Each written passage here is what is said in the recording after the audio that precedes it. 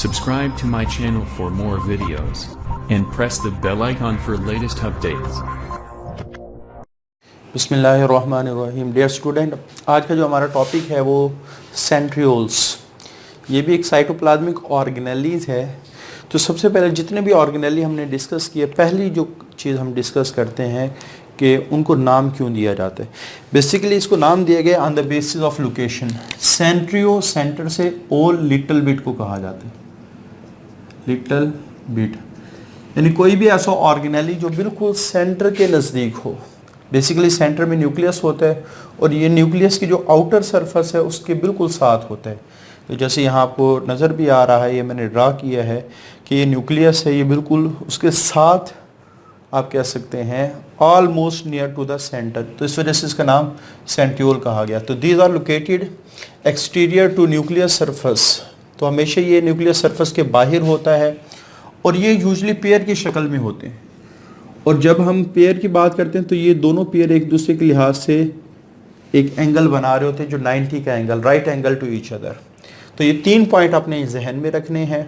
और उसके बाद जो जिस रीजन के अंदर लोकेटेड होते हैं उसको सेंट्रोसोम कहा जाता है। बेसिकली ये दोनों आप कह सकते हैं सेंट्रियोल, इसके इर्द गिर्द प्रोटीन्स का एक बहुत बड़ा ग्रुप होता है जो इनको इस जगह स्टेबल रखता है। तो ये जो छोटा सा रीजन बना है जिसके अंदर सेंट्रियोल लोकेटेड है, इसको सेंट्रियोल कहा जाता है। The region in which centrioles are located is called as centrosome. Occurrence की बात करें, एनिमल में भी होते हैं, कुछ माइक्रो ऑर्गेनिज्म में होते हैं और लोअर प्लांट जैसे ब्रायोफाइट्स वगैरह होते हैं। हायर प्लांट के अंदर ये एब्सेंट होते हैं, जैसे जिम्नोस्पर्मी हो गया, एंजियोस्पर्मी, ये इसमें एब्सेंट होते हैं। बेसिकली वहाँ भी सेंट्रियोल्स की तरह का फंक्शन हो तो रहा होता है, लेकिन वो जिस तरह की सेंट्रियोल की अरेंजमेंट है, जो सेंट्रियोल का स्ट्रक्चर है, उससे बिल्कुल थोड़ा सा हटके है। इस वजह से आप कह सकते हैं कि वो सेंट्रियोल्स की तरह का ऑर्गेनेली होता है, लेकिन सेंट्रियोल्स नहीं होता। तो उसको हम कहते हैं ये एनालोगस रीजन्स है, जहाँ से सेंट्रियोल्स की तरह मुख्तलिफ किस्म के फंक्शन परफॉर्म हो रहे होते हैं।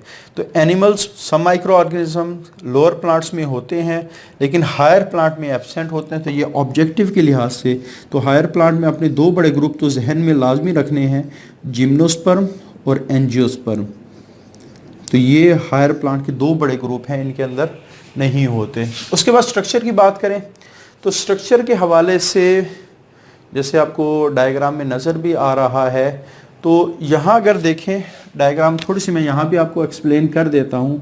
जैसे फॉर एग्जांपल ये आपको ऐसे सर्कल नज़र आ रहा है, तो इस सर्कल में 9 की तारें हैं।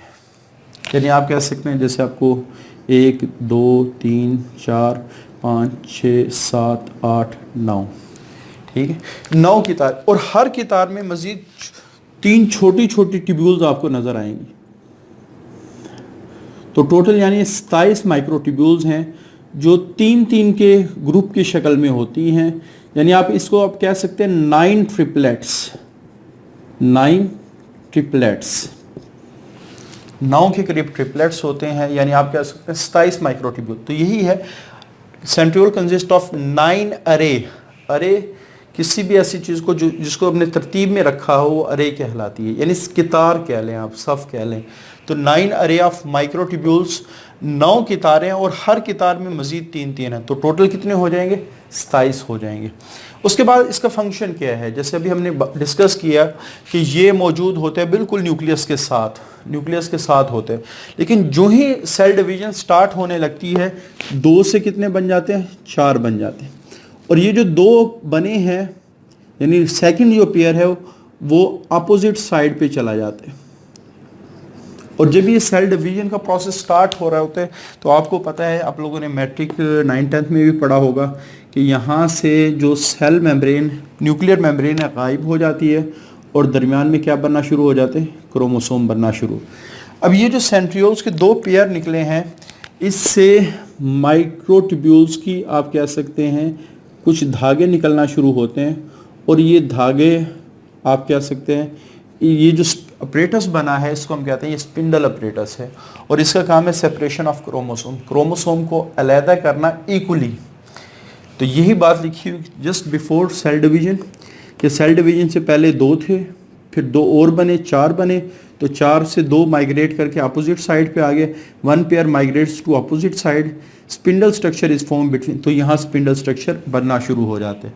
अब इस स्पिंडल स्ट्रक्चर का फंक्शन क्या है कि इसने आप कह सकते हैं कि क्रोमोसोम की सेपरेशन करनी है। उसके बाद फॉर्मेशन ऑफ क्लीवेज फरो, फलरो किसको कहते हैं, एक नालिसी को कहते हैं। बेसिकली कि जिस जगह से सेल ने डिवाइड होना है वहाँ एक छोटी सी नाली बनती है, या आप कह सकते हैं वहाँ एक छोटा सा डंड बनता है, या आप कह सकते हैं डिप्रेशन बनता है, उस डिप्रेशन की जगह से अलहदा होता है। जैसे फॉर एग्जांपल ये मेरे पास एक कागज़ है, यहाँ मैंने इसको इस तरह फोल्ड कर रखा है, तो अगर मैं इसको खोलूँ तो आपको एक नाली सी यहाँ नज़र आएगी, ऐसे नाली सी।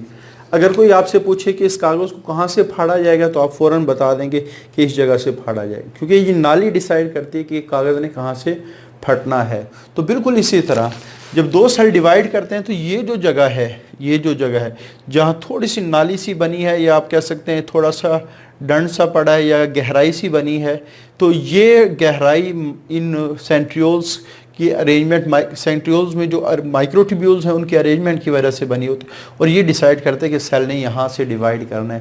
तो इस तरह आप कह सकते हैं कि सेल को भी ये सेल सेंट्रियोल ये भी डिटरमाइन करते हैं कि सेल यहाँ से टूट के 2 हिस्सों में डिवाइड होगा।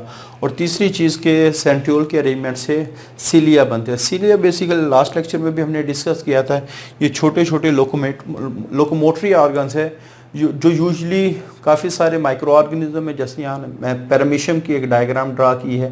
पैरामीशियम इवन ह्यूमन बॉडी में भी काफ़ी सारे सेल्स हैं, जैसे हमारा ये जो रेस्पिरेटरी सिस्टम है इसके अंदर काफ़ी सारे सेल ऐसे हैं जो सीलिएटेड हैं, जो चीज़ों की मूवमेंट को कंट्रोल कर रहे हैं, ये हवा को फिल्टर कर रहे हैं और काफ़ी सारी चीज़ों को ऊपर नीचे धकेल रहे हैं।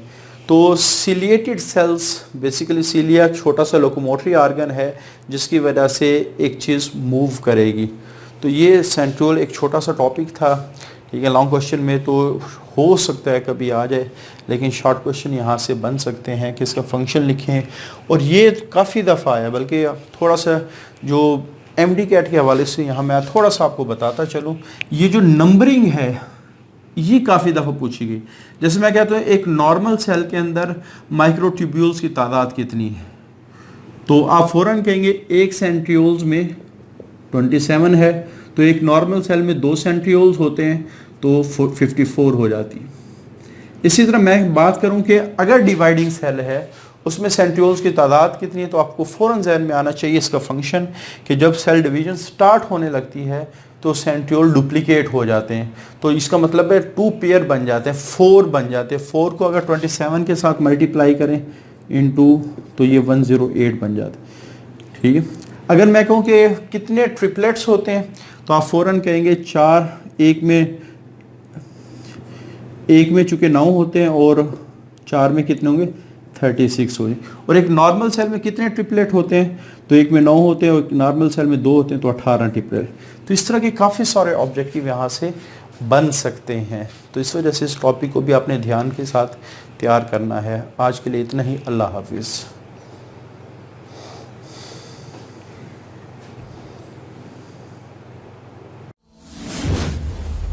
Subscribe to my channel for more videos and press the bell icon for latest updates.